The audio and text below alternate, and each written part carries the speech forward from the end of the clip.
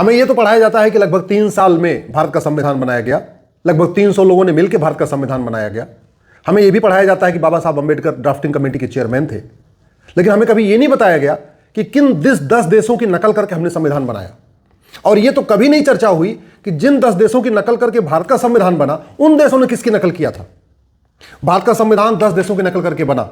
उसमें पहला है यूके, दूसरा है अमेरिका, तीसरा है आयरलैंड, चौथा है कनाडा, पांचवा है ऑस्ट्रेलिया, छठवां है रूस, सातवां है जापान, फिर जर्मनी, अफ्रीका और फ्रांस।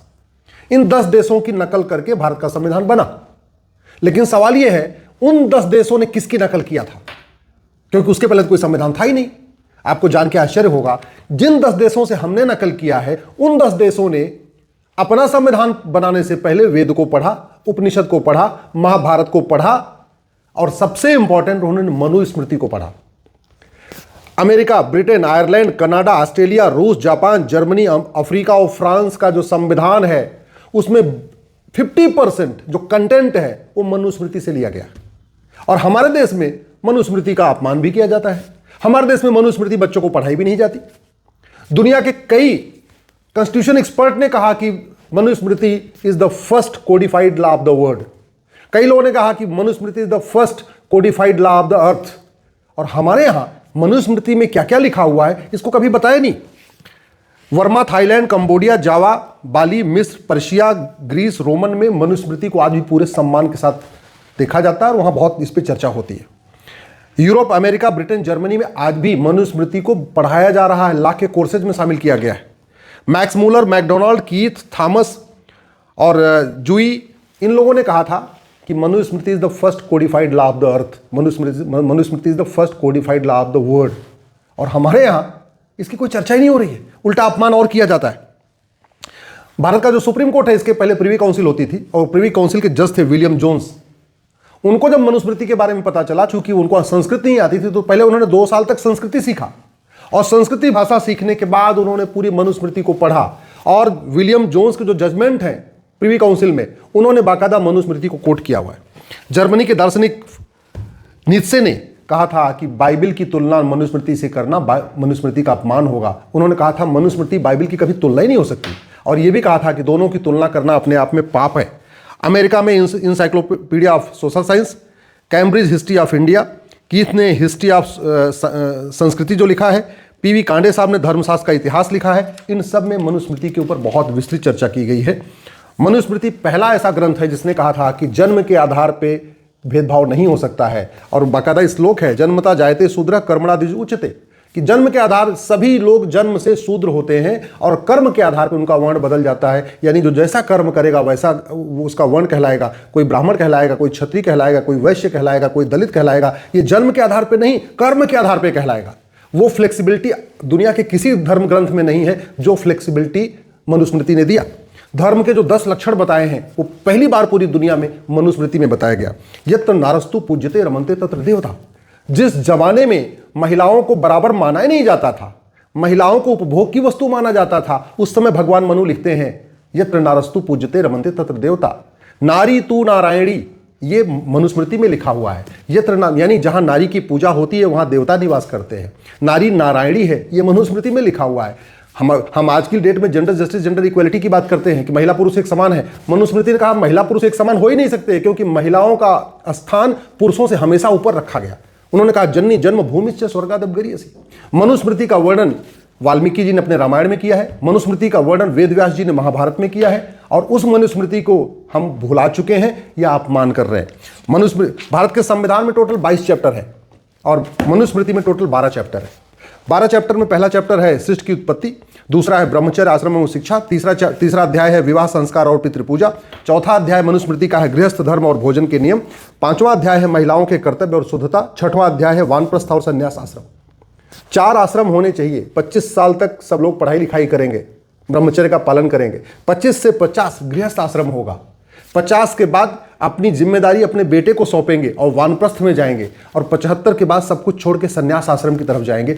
ये पूरी दुनिया में पहली बार मनुस्मृति में ही लिखा गया। भगवान मनु ने ही कहा कि आपको 4 वर्ण रखने हैं और इन चारों वर्णों का क्रमशः पालन करना है। पहली बार मनुस्मृति में कहा गया कि जो जैसा कार्य करेगा उसका वही वर्ण हो जाएगा। यानी ब्राह्मण, क्षत्रिय, वैश्य ये जन्म के आधार पर नहीं होंगे बल्कि कर्म के आधार पर होंगे। मनुस्मृति का 7वां अध्याय है राजा का कर्तव्य और राजधर्म। पहली बार प्रशासनिक व्यवस्था क्या होनी चाहिए वो मनुस्मृति ने बताया। उसके पहले दुनिया में कहीं राजा का डूज और डोंट कहीं लिखा ही नहीं था। राजा को क्या करना है क्या नहीं करना है ये मनुस्मृति से पहले कहीं लिखा ही नहीं गया था। 8वां अध्याय है न्याय, अपराध और राजनीतिक मामले, दंड संहिता। पहली बार एक कोडिफाइड जुडिशियल सिस्टम मनुस्मृति ने दिया। सुप्रीम कोर्ट के बहुत सारे जजमेंट में इसका वर्णन है। दुनिया के अलग अलग देशों ने इसके मनुस्मृति के जो जुडिशियल सिस्टम है उसको कोट किया है। 9वां अध्याय है संपत्ति और स्त्री पुरुष का धर्म।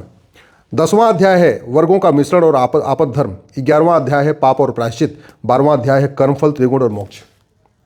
आश्चर्य देखिए, जो किताब कहती है कि मूर्ति पूजा ये ज्यादा जघन्य अपराध है बलात्कार से, यानी बलात्कार कम अपराध है, मूर्ति पूजा ज्यादा अपराध है, उस किताब को कभी किसी को जलाने की हिम्मत नहीं पड़ती।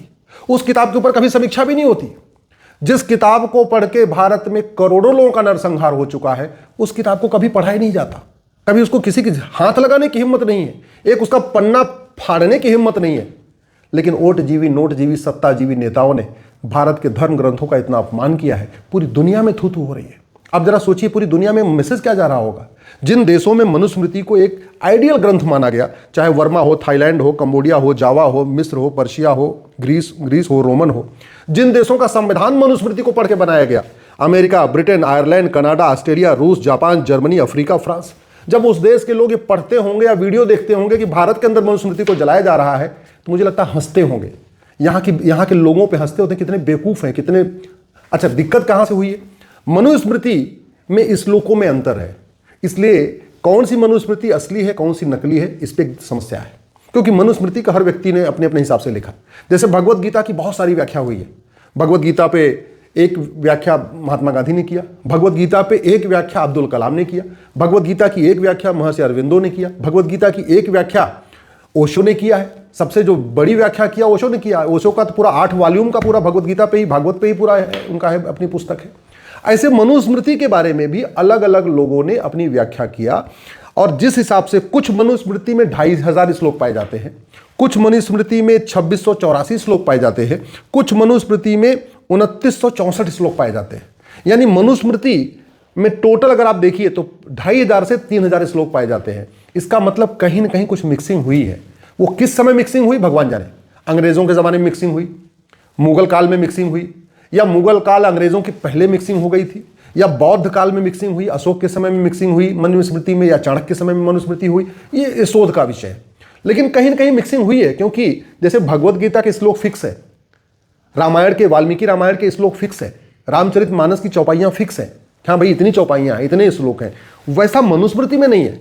मनुस्मृति में 2500 से 3000 श्लोक पाए जाते हैं। इसका मतलब कहीं ना कहीं मिक्सिंग हो सकती है। और एक बात आप सोचिए, जो भगवान मनु ये कहते हैं जन्म के आधार पे सब लोग शूद्र होते हैं और कर्म के आधार पे उनका वर्ण डिसाइड होगा।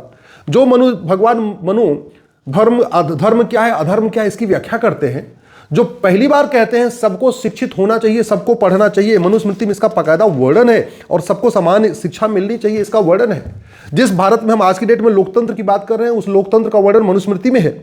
सप्तांग राज्य का सिद्धांत मनुस्मृति में है। शासक को क्या करना है क्या नहीं करना है ये मनुस्मृति में है, और जिसमें सबसे ज्यादा सजा ब्राह्मणों को दी गई है। आपको जान के आश्चर्य होगा, उन्होंने सजा की जो क्राइटेरिया रखा उसमें कहा था चूंकि ब्राह्मण जाति से नहीं, मतलब पढ़े लिखे विद्वान लोग, सबसे अगर वही अपराध होगा तो सबसे सेम अपराध में दलित को सबसे कम सजा होगी, ब्राह्मण को सबसे ज्यादा सजा होगी। क्यों? क्योंकि वो कम पढ़ा लिखा है, वो ज्यादा पढ़ा लिखा है। जो उस मनुस्मृति में ये व्यवस्था है उस मनुस्मृति को जलाया जा रहा है, अपमान किया जा रहा है, और लोग देख रहे हैं, बुद्धिजीवी शांत बैठे हुए हैं। इसलिए मैं कहता हूं अब समय आ चुका है एक बार पूरे देश में मनुस्मृति पर चर्चा किया जाए, स्कूल में कॉलेज में मनुस्मृति पे चर्चा किया जाए। इतना महान ग्रंथ जिसको पढ़ के दुनिया के 10 देशों ने अपना संविधान बनाया, और उन 10 देशों की नकल करके हमने अपना संविधान बनाया। जिन 10 देशों की नकल करके हमने संविधान बनाया उन 10 देशों में इस पे आज भी रिसर्च हो रहा है, आज भी इसके ऊपर अध्ययन चल रहा है, और हम अपने ग्रंथ का अपमान कर रहे हैं। मुझे लगता है कहीं न कहीं इसके लिए ओटजीवी नोटजीवी नेता जिम्मेदार हैं, पार्टियों के दल गुलाम जिम्मेदार हैं, और बहुत बड़ी मात्रा में सनातन धर्म ग्रंथों को बदनाम करने की साजिश चल रही है। ये जितने लोग मनुस्मृति का अपमान कर रहे हैं, मैं सरकार से निवेदन करता हूं और मांग करता हूं इनके एनजीओ की जांच कराएं, या तो किसी को एफसीआरए से फंडिंग आई है, या तो हवाला से फंडिंग हो रही है, या तो कालाधन से फंडिंग हो रही है, या तो जो हलाल इकोनॉमी है उससे उनको फंडिंग हो रही है, कहीं ना कहीं इनको फंडिंग हो रही है। अदरवाइज इतने महान धर्म ग्रंथ को इस तरीके से उसका अपमान करना, मुझे लगता है कहीं ना कहीं ये बड़े प्लान्ड वे में किया जा रहा है। ये विदेशी शक्तियों के इशारे पे किया जा रहा है, राजनीतिक पार्टियों के इशारे पे किया जा रहा है, और नेताओं के इशारे पे किया जा रहा है।